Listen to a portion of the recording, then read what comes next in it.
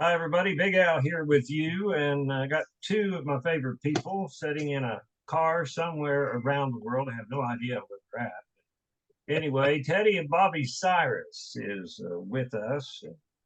We all remember some great songs from them, such as Kentucky, Tennessee, and Roll That Rock that Bobby wrote with his cousin Billy Ray Cyrus. Now, if I remember right, you two, and they've got a brand new single we're going to talk about, and I tell you, it is absolutely the greatest ever. So you just hold your horses and get ready for a great song that's called Jeremiah, and I know Bobby's going to tell us all about it, and so is Teddy. But let's go back to August the 13th, almost 2 years ago. You made your debut on the Grand Ole Opry with your cousin Billy Ray Cyrus. And one of the songs that you sang was Roll That Rock that Bobby, you and Billy Ray wrote. So let's just kind of remind everybody of that song. Yeah, that was a huge, well, not a huge, but it was an epic moment in our careers and our lives. And when I first went to Nashville in the early '90s, my first manager was Jim Prater, and he had worked with Charlie Pride, and Mel Street was his first artist. And I told Jim when I first worked with him, I said, I ain't worried about anything. I just want to play the Grand Ole Opry. And so it took about 30 years, and unfortunately Jim passed away before I ever got to stand on that stage, and he never got to see me do it. But yeah, that was a huge night, wasn't it, babe? Yeah, it's amazing. That song, and Billy and I started working on that song one day, and it just kind of happened. And you know then it evolved over time, and Teddy and I had recorded that, and on our first Pine Castle record. It was already out. And then Billy started texting me one day, the 1st of May 2021, and he was going to be in the video.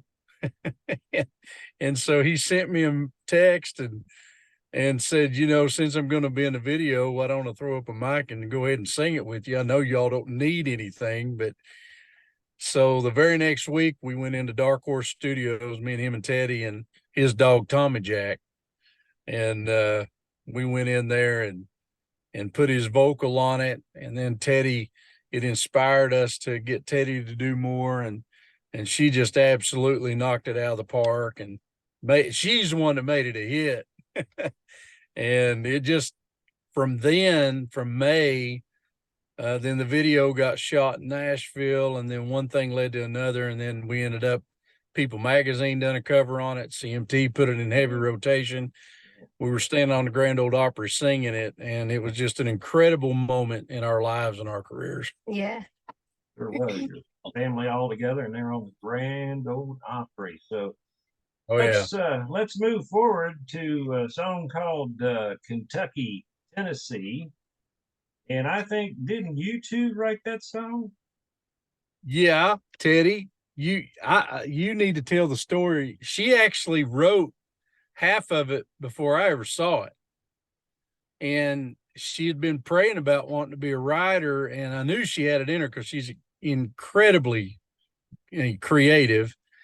And so why don't you tell them how you come up with that, and where you were, in fact. Okay. And this is kind of ironic, Al. We're in Pikeville, Kentucky at the moment doing this. And we've been watching some kids that we've mentored in a talent competition at Hillbilly Days, and we stopped and had dinner. And so we're sitting in the car doing this with you. But not far from here is where she started writing. Yes. Kentucky, Tennessee. So go ahead and tell them. Okay, so Bobby had this idea of a song called Kentucky, Tennessee, because we kind of lived in Kentucky and Tennessee half and half of the time, 50-50. I was in Kentucky most of the time. He was in Tennessee most of the time. Then we got together on the weekends. And then we would go back and forth, record and live and just everything. But I was getting my nails done in a nail salon up here where we are now. And I have been praying that God would bless me to write, because I really wanted to write. And I was getting my nails done, and all of a sudden, these lyrics started coming in my head. And I had my phone and I was typing lyrics as fast as I could. And I'd have to put this hand to the nail tech, switch hands and type with this hand. Well, anyways, I couldn't wait to get out into my car to call him and tell him the lyrics that I wrote, because I could hear it in my head and I thought it was going to be great. And that weekend we got together, we collaborated and turned it into what it is now. Well, interesting enough, when that song was sent to me, and I don't know, Bobby, if you remember or not, or Teddy, either one of you, I can't remember which one I asked, but it convinced me that there was a town called Kentucky, Tennessee. And I mean, it's so the conviction, you know, the singing. It's an hour world. Well, yeah, it was our euphoria, Al, because that we kind of lived in that state of mind for a long time. And because we were, you know, in and out so much, and it just kind of the way life was for a while. So, and you know, kind of still is, but and what she forgot was she actually texted me lyrics that she had, and I was in Nashville and I started looking at my phone and I thought, oh my gosh, this is really good. And so, like she said, when I come home, I got my guitar and we sat down and finished it, and so thankful that we did, because it turned out to be a good hit for her. Well, that's great. It's all on Pine Castle Records, everybody. And I know Kentucky, Tennessee is going to be part of a record that we're going to talk about, which is called Jeremiah. But before we go to that song, there is something I want to do.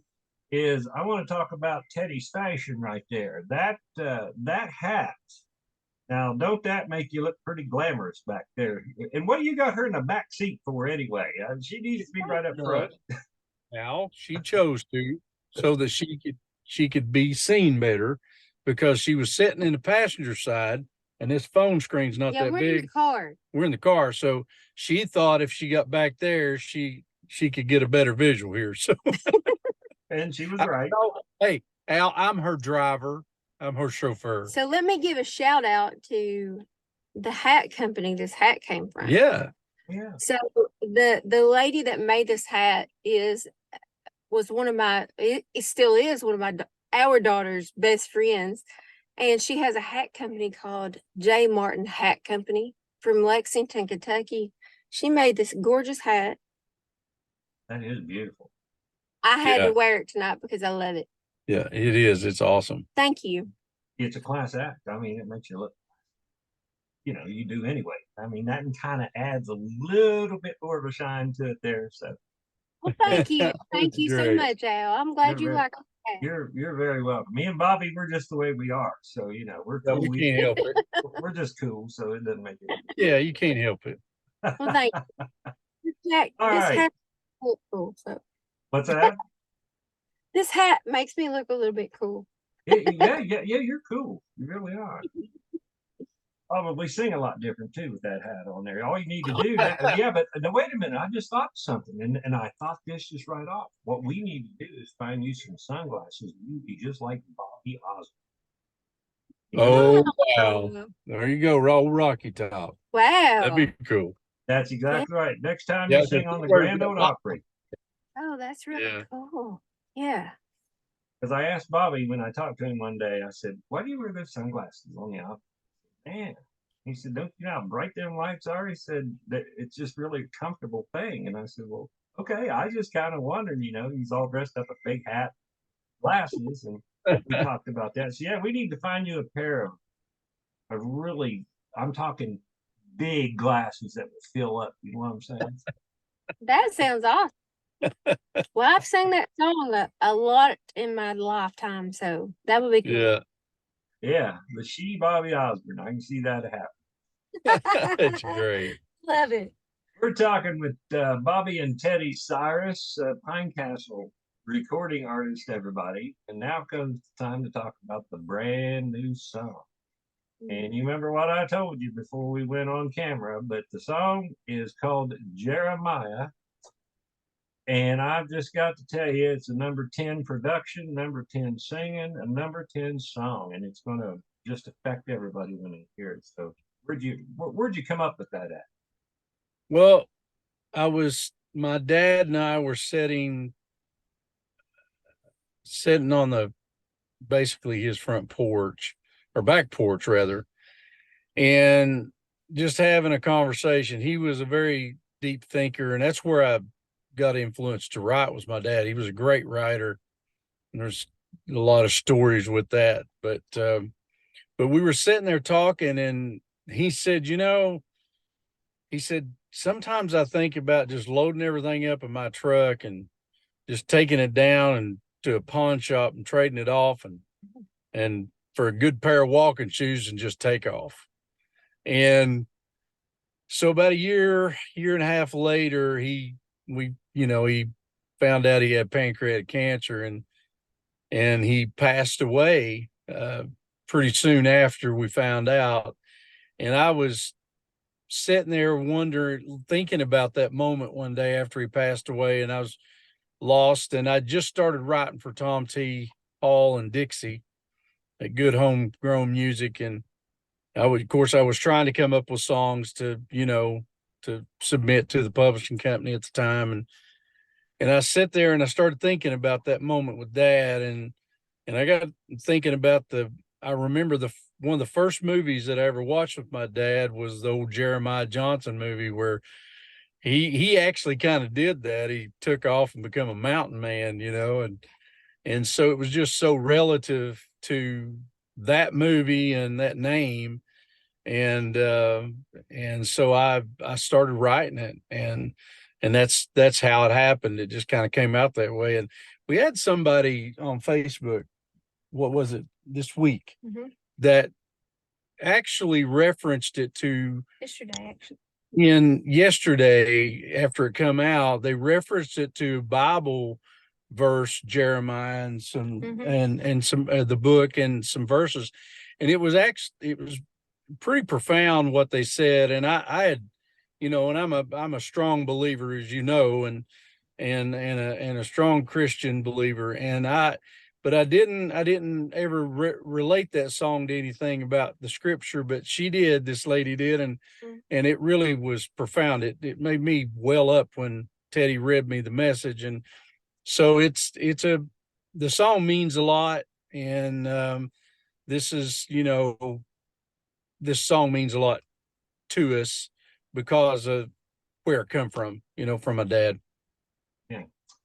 Great song it is. So who's playing on this? Where did you record this at? Because the production is absolutely just immense. I mean, it just fits the song so well. Well, we do everything at Scott Vestal's studio. And Scott, as you know, is one of the, to me, the best banjo player on the globe. And but a lot of people may not realize how genius he is in the studio, and he has his own studio, Digital Underground, and he is incredible in the studio as an engineer and a mixer and a master. It's unreal the stuff that he does in there. And we recorded all of our stuff there. Yep. And he is actually a co-producer with me and Teddy on this whole record. And he's become a great friend. But we have him on banjo. We had Cody Kilby on guitar, and the late, amazing, legendary Dave Rowe, dear friend of ours. And Dave wasn't a staple in bluegrass, but he's a legend in country music. And Dave played Johnny Cash and Dwight Yoakam, Jerry Reed. And I met Dave years ago. And so I wanted him on. Of course, Scott knew him. Everybody knows him. I wanted him on our records. And so he would always laugh. Why are you calling me for a bluegrass record? I'm a country guy. But as you can hear some of the bass line in Kentucky, Tennessee, that's Dave Rowe, walking in on that last out on the Kentucky, Tennessee thing. And he's just he was an incredible player, and we lost him last fall. Unfortunately, he passed away. And then we have Seth Taylor on mandolin, and Eamon McLaughlin, who Eamon is the staff fiddler for the Grand Ole Opry on fiddle. And I think that covered all of them. Yeah. And Josh Matheny on dobro. Josh is and amazing. And Josh is not your name that everybody in bluegrass knows so much, but everybody in country music knows, because he's been nominated at CMAs for Dobro Player of the Year a couple times, and just an incredible guy. And all these guys get out and do live shows when we can get them, when we do, and play for us too. They're just great people. I've been at Scott Vestal Studio. I was down there back in January. The interview, Scott couldn't allow him and Eddie Sanders. And I got a little bit of a grin on my face, because when I was in the studio, and I don't mean this in a bad way, it's a very comfortable studio, but it kind of almost looked like a barn to me. It had different stalls for everybody to be. Yeah, that's what it is. Yep. The leopard print one. What's that? The leopard print one. The leopard print. Yeah. Yes. My favorite. Yeah, that's our favorite. I figured it would be. Yeah. Yeah, but we do everything there. In fact, coming up soon, Billy Ray and I wrote a song that's going on our new album called "Can I Get an Amen?" and we're getting ready to go in, and I'm going to produce his vocals on his part of the song, and he's gonna be singing on it, kind of like we did "Roll That Rock."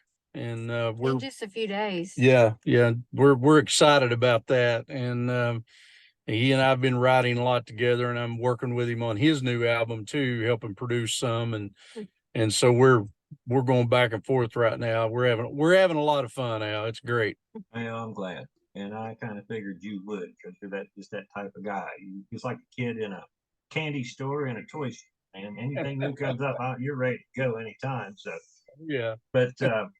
No, give everybody your contact information. Now, Jeremiah is out to radio right now. When's it going to be released to the public? So I guess, I guess they did yesterday. That was the drop date for the single. Okay. So it was for radio and everybody. And so I think folks on the press release, I know they can download it, but I think you can go about anywhere there is music and find it by now. Pine Castle is incredible. I mean, it's just that whole team is just unbelievable, and we've just been so blessed, haven't we, honey? And Melanie Wilson Pickens. I mean, wow, we're just our circle of people around us just makes our job a lot easier. They're incredible. We're so blessed to have them. Well, they certainly have helped you out a lot, and I know that everybody's going to love this single. Would you give your contact information, and we're going to play the single and say our goodbyes? Well, I think the best way to get a hold of us is go to our website, teddyandbobbycyrus.com. Okay. And Melanie's information is on there, and so if anybody wants to book us or get to us with anything, interviews or shows or whatever, reach out to her phone number's on the Facebook, it's on website, it's everywhere. And so she could handle it from there. And I do want to mention somebody else that we've brought on that was my road manager years ago. And we went on many radio tours together and country music and stuff. And his name's Eddie Rife, and Eddie's come on board with us to road manage and work with us. And that's just happened here recently. We're glad to have him back. He really keeps things smooth out there for us on the road. And he's also going to be working with Teddi and her sister JoJo. They've got an act called Jolie that Bonfire Music is getting ready to launch their first single sometime in May. Oh, really? And so they've got some huge things happening this year, and we'll be talking more about that later on. So, well, I know that's going to be a humdinger, because when they get a chance to sing together on the Kentucky Opry, I really don't know which one's to sing it, because it's just so close, that sibling harmony. Oh, you. I tell you We're so this, glad that they got to come. I It's know, and amazing. this record that we've been producing on them, oh dear Lord, and we're cutting it at Scott's, and it's a country record. It's more of an edgy country record, but it's incredible, and these girls are just they're turning loose, and we're excited for them. They've had some big news here lately from the state of Kentucky, and we've got a lot of good things happening that we'll talk about later. That's just a little teaser for everybody, but We're we'll- having a ball. yeah, we're gonna. I'll tell you later, Al, but we're gonna be exposing a lot of cool things that are happening with these girls coming up soon. Well, it'll be interesting. Can't wait to see what all's going to be happening with the girls and you, Mr. Bobby Cyrus. Let's get Jeremiah in here. We're going to let you all go, and we appreciate you taking the time to be with us once again. And we'll try to figure out a time when we can have some more laughs, and I can get all the, you know, all the whatever you want to call it, the gossip out of it. Yeah, we'll do it. We love it. All right. Well, you two children there have a great evening, and thanks for taking the time to be with me. Everybody, we're going to play Jeremiah from Bobby and Teddi Cyrus on Pine Castle Records. And by the way, once again, when you hear the song, you're going to love it. You're going to want to get it. So it's on any download platform. Go over to the website as well, Teddi and Bobby Cyrus.com. So, guys, thanks so much for being with me. Thank you, brother. We love you, Big Al. Thank you for everything. Well, you're very welcome. And you know I love you. I just haven't had any Italian food yet. That's what I've been waiting on. You gotta come on. Hey, when we get off here, we're gonna send you an invite to something. Yeah. Okay. All right. All right. Here's Jeremiah, everybody.